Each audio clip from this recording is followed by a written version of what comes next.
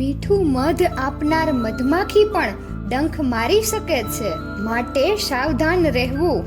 વધારે મીઠું બોલનાર વ્યક્તિના મનમાં ઝેર પણ હોઈ શકે છે. આજના સમયની કડવી હકીકત: સત્ય બોલનાર હંમેશા કડવા અને દરેક જગ્યાએ એકલા જ હોય છે, અને જૂઠું બોલનાર હંમેશા મીઠા અને દરેક જગ્યાએ ભેગા જ હોય છે. જ્યારે તમે કંઈક કરવા માંગો છો ત્યારે એમ ના વિચારો કે લોકો શું કહેશે, કારણ કે લોકો તો ત્યારે પણ કહેશે જ્યારે તમે કાંઈ ના કરો. ઈમાનદાર લોકો વધુ છેતરાય છે, કારણ કે તેઓ બીજા લોકો પણ ઈમાનદાર જ હશે એમ વિચારીને વિશ્વાસ કરીને વ્યવહાર કરે છે. અમે તો સારા હતા, સારા છીએ અને સારા જ રહીશું. ચિંતા તો એ કરે જે બોલે કંઈક છે, કરે કંઈક છે, દેખાડે કંઈક છે અને હોય કંઈક છે. ખૂબ સુંદર ચહેરો પણ ઘરડો થઈ જાય છે. તાકતવાન શરીર પણ એક દિવસ ઢળી જાય છે.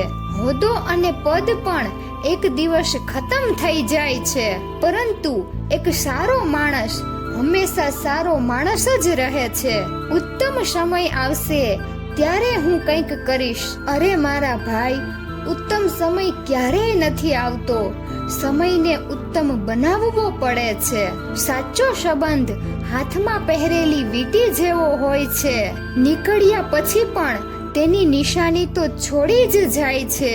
જિંદગીના રંગમંચ પર કોઈ પણ કલાકાર કમજોર નથી હોતો.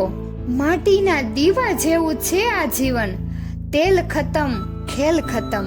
પડછાયાને અભિમાન હતું તડકો રોકી રાખવાનું, પણ અંધારું થયું ને પોતે જ ખોવાઈ ગયો. ઈચ્છાઓ ભલે ને નાની હોય કે મોટી, પણ એને પૂરી કરવા માટે દિલ જિદ્દી હોવું જરૂરી છે.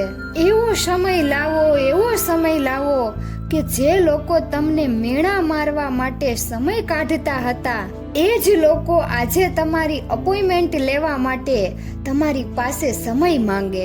જીવનની કડવી વાસ્તવિકતા: તમે ક્યારે સાચા હતા એ કોઈ યાદ નહીં રાખે. તમે ક્યારે ખોટા હતા એ કોઈ નહીં ભૂલે. લૂડો જેવી છે આ જિંદગી. 6 લાવવાની ઉમ્મીદ હોય અને 1 આવે તો પણ ચાલવું તો પડે જ છે.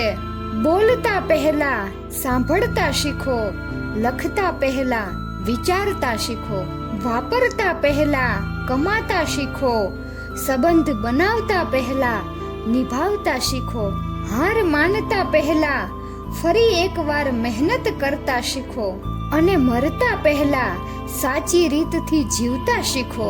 જેમનો સ્વભાવ સારો હોય એમને ક્યારેય પ્રભાવ દેખાડવાની જરૂર નથી પડતી. ભગવાન કહે છે, આજે નુકસાન થયું છે તો કાલે ફાયદો પણ થશે, અને આજે કોઈ સાથે કપટ કર્યું છે તો કાલે એનો હિસાબ પણ થશે. મા બાપને લાત મારવાની પ્રથા બાળક માના પેટમાં હોય ત્યારથી જ ચાલુ કરી દે છે. બસ ફરક ખાલી એટલો છે કે પેટમાં લાત ખાતી વખતે મા બાપના સુખના માર્યા આંસુ નથી સુકાતા, અને જ્યારે એ જ દીકરો ગઢપણમાં લાત મારે છે ત્યારે દુઃખના માર્યા આંસુ નથી સુકાતા. નદીના કિનારે બેઠા બેઠા નદી ક્યારેય પાર નથી થતી.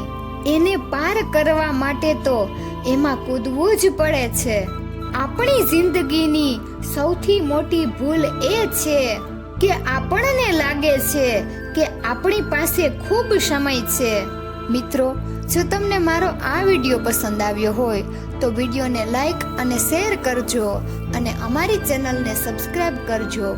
વિડીયો અંત સુધી જોવા બદલ ખૂબ ખૂબ આભાર.